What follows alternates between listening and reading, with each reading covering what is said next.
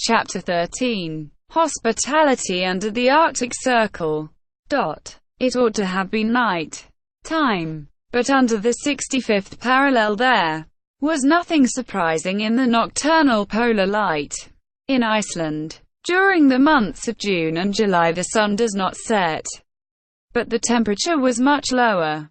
I was cold and more hungry than cold. Welcome was the sight of the burr which was hospitably opened to receive us. It was a peasant's house, but in point of hospitality it was equal to a king's.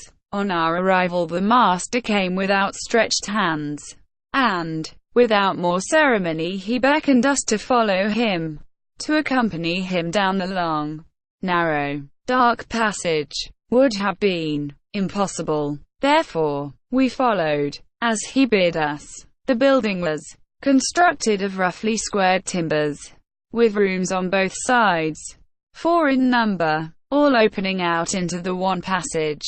These were the kitchen, the weaving shop, the badstue, or family sleeping room, and the visitor's room, which was the best of all. My uncle, whose height had not been thought of in building the house, of course hit his head several times against the beams that projected from the ceilings. We were introduced into our apartment, a large room with a floor of earth stamped hard down, and lighted by a window, the panes of which were formed of sheep's bladder, not admitting too much light.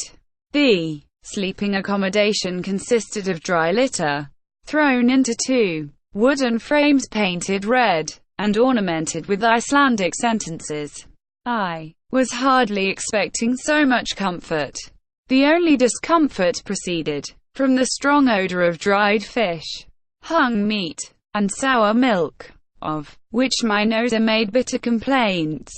When we had laid aside our traveling wraps, the voice of the host was heard inviting us to the kitchen, the only room where a fire was lighted even in the severest cold.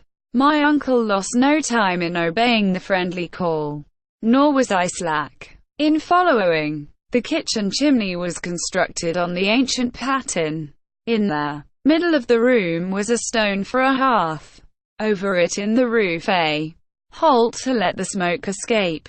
The kitchen was also a dining room. At our entrance the host, as if he had never seen us, greeted us with the word XIII, which means, be happy, and came and kissed us on the cheek. After him his wife pronounced the same words, accompanied with their same ceremonial. Then the two, placing their hands upon their hearts, inclined profoundly before us. I hasten to inform the reader that this Icelandic lady was the mother of 19 children, all, big and little, swarming in the midst of the dense wreaths of smoke with which the fire on the hearth filled the chamber. Every moment I noticed a fair head and rather melancholy face peeping out of the rolling volumes of smoke. They were a perfect cluster of unwashed angels. My uncle and I treated this little tribe with kindness, and in a very short time we each had 3 or 4 of these brats on our shoulders, as many on our laps, and the rest between our knees. Those who could speak kept repeating XIII in every conceivable tone. Those that could not speak made up for that want by shrill cries. This concert was brought to a close by the announcement of dinner. At that moment our hunter returned, who had been seeing his horses provided for. That is to say, he had economically let them loose in the fields, where the poor beasts had to content themselves with their scanty moss they could pull off the rocks and a few meagre seaweeds. And the next day they would not fail to come of themselves and resume the labors of the previous day. XIII, said Hans. Then calmly, automatically, and dispassionately he kissed the host, the hostess, and their 19 children. This ceremony over, we sat at table, 20, 4 in number, and, therefore one upon another, The luckiest had only 2 urchins upon their knees. But silence reigned in all this little world at the arrival of their soup, and the national taciturnity resumed its empire even over the children. The host served out to us a soup made of lichen and by no means unpleasant. Then an immense piece of dried fish floating in butter rancid with 20 years keeping, and, therefore, according to Icelandic gastronomy, much preferable to fresh butter. Along with this, we had sky, a sort of clotted milk, with biscuits, and a liquid prepared from juniper berries. For beverage we had a thin milk, mixed with water, called in this country, blander. It is not for me to decide whether this diet is wholesome or not. All I can say is that I was desperately hungry, and that at dessert I swallowed to the very last gulp of a thick broth made from buckwheat. As soon as the meal was over, the children disappeared, and their elders gathered round the peat fire, which also burnt such miscellaneous fuel as briars, cow dung, and fish bones. After this little pinch of warmth, the different groups retired to their respective rooms. Our hostess hospitably offered us her assistance in undressing, according to Icelandic usage, but on our gracefully declining, she insisted no longer, and I was able at last to curl myself up in my mossy bed. At 5 next morning we bade our host farewell, my uncle with difficulty persuading him to accept a proper remuneration, and Hans signaled the start. At 100 yards from Garda the soil began to change its aspect. It became boggy and less favorable to progress. On our right their chain of mountains was indefinitely prolonged like an immense system of natural fortifications, of which we were following the counter, scarp or lesser steep. Often we were met by streams, which we had to ford with great care, not to wet our packages. The desert became wider and more hideous. Yet from time to time we seemed to descry a human figure that fled at our approach. Sometimes a sharp turn would bring us suddenly within a short distance of one of these specters, and I was filled with loathing at the sight of a huge deformed head, the skin shining and hairless, and repulsive, sores visible through the gaps in the poor creature's wretched rags.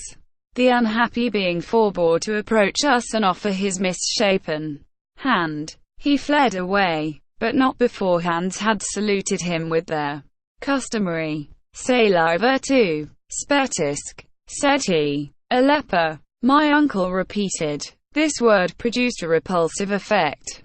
The horrible disease of leprosy is too common in Iceland.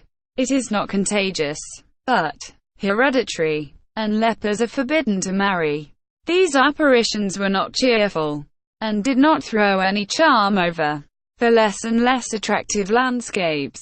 The last tufts of grass had disappeared from beneath our feet. Not a tree was to be seen, unless we accept a few dwarf birches as low as brushwood. Not an animal but a few wandering ponies that their owners would not feed. Sometimes we could see a hawk balancing himself on his wings under the grey cloud, and then darting away south with rapid flight. I felt melancholy under this savage aspect of nature, and my thoughts went away to the cheerful scenes I had left in the far south. We had to cross a few narrow fjords, and at last quite a wide gulf.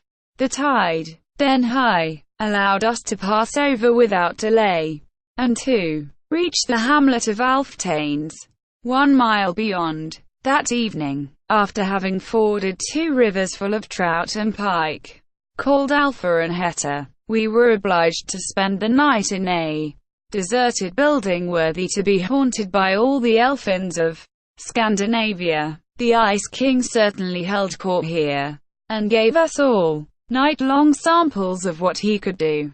No particular event marked the next day.